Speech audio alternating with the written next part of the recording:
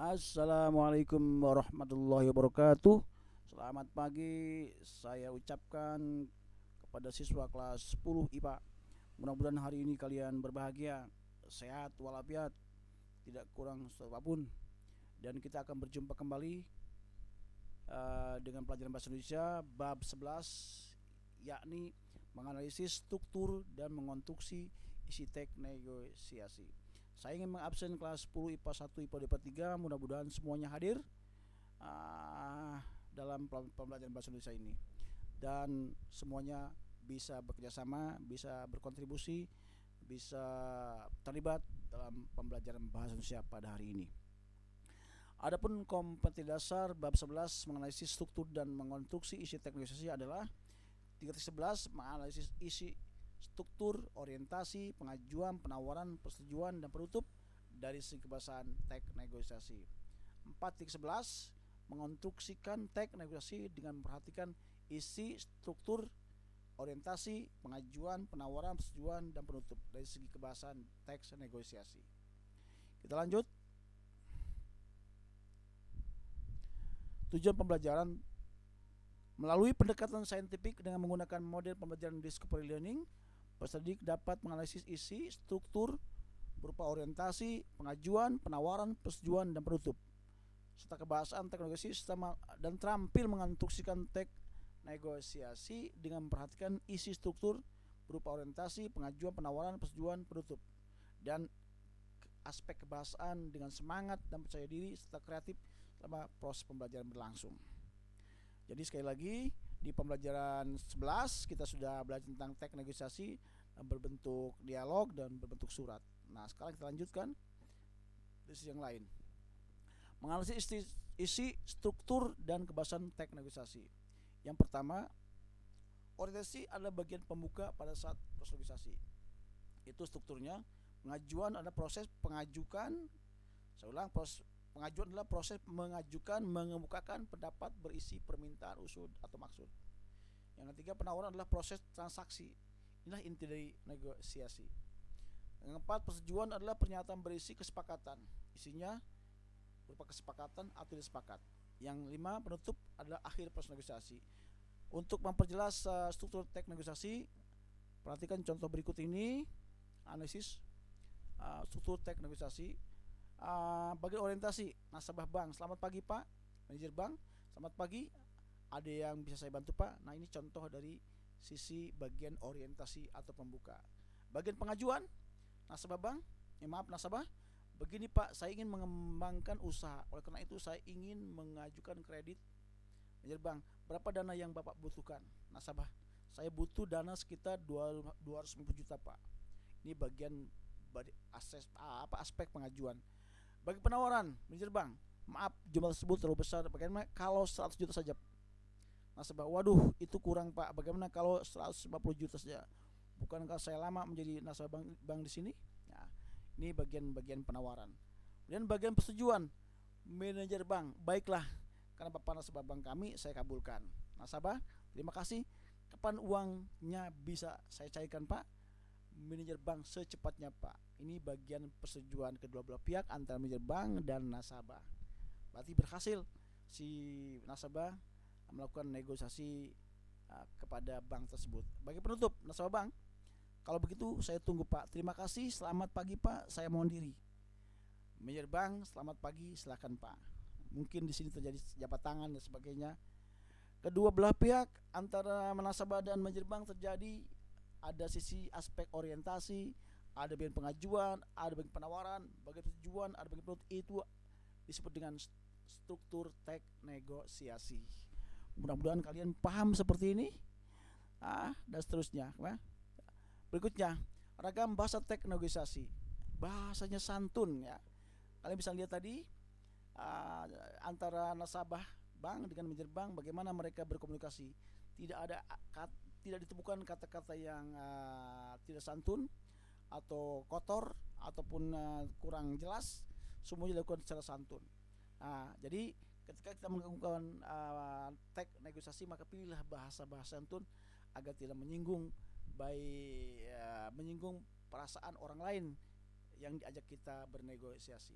Jadi sekali lagi, ragam bahasa teknik negosiasi adalah ragam bahasa yang santun. Kenapa demikian? Bisa dibayangkan kalau kita bernegosiasi menggunakan bahasa yang kasar, mungkin uh, negosiasi kita akan gagal. Tapi kalau kita menggunakan bahasa santun, hormat, dan bersahabat dengan orang yang kita ajak negosiasi, maka pihak lawan pun akan menerima kita sebaik mungkin, dan hasilnya dua kemungkinan, ya sepakat ya tidak sepakat. Tetapi karena kita mau bahas santun 100% atau mungkin 90-100% berhasil lah negosiasi yang kita lakukan dengan pihak lain. Lanjut. Nah, ragam bahasa teknologi saya ulang lagi, santun, yang kedua persuasif, ya. Yang ketiga bahasa tuturan, mengucapkan salam, membalas salam, meminta, menerima, menolak permintaan, menawarkan, menerima, menolak lawan, dan sebagainya. Pada contoh berikut ini, nasabah bank, selamat pagi Pak, itu berarti mengucapkan salam. Ya Bang, selamat pagi, ada yang bisa saya bantu? Menjawab salam.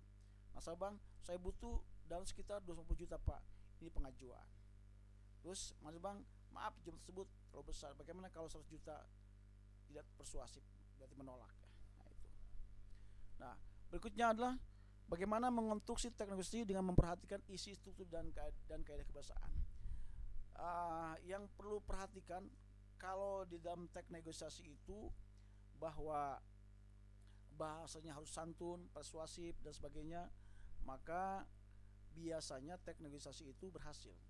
Namun demikian, ada negosiasi berbentuk surat, sama seperti teks negosiasi dalam bentuk dialog, maka teks negosiasi berbentuk surat pun ditulis atau dibangun dengan menggunakan pilihan kata yang tepat, kalimat yang efektif, kemudian penyusunan paragraf yang benar, ejaan yang benar, dan sebagainya, dilakukan sesuai dengan standar atau prosedur ketika menyusun surat resmi. Itulah beberapa hal yang perlu kalian sampaikan, perlu kalian ketahui tentang ciri kebahasaan teks negosiasi. Sekarang, bagaimana mengonstruksi teks negosiasi dengan memperhatikan isi, struktur, dan kaidah kebahasaan. Langkah-langkahnya dalam membuat teks negosiasi adalah menentukan topik negosiasi, mengumpulkan bahan, menyusun kerangka, mengembangkan kerangka menjadi teks negosiasi. Ya. Nah, untuk itu perlu diperhatikan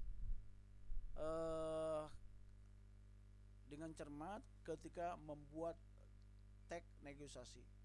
Ya, apa topiknya, bagaimana, dari mana bahan itu dikumpulkan, bagaimana kerangka negosiasinya, bagaimana mengembangkan kerangka menjadi teks negosiasi yang betul-betul baik sesuai dengan prosedur. Catatan lain adalah untuk teks negosiasi berbentuk surat, perhatikan ketentuan penulisannya. Yang saya katakan tadi, kalau berbentuk surat tentu ada format tersendiri berbeda dengan yang bersifat dialog.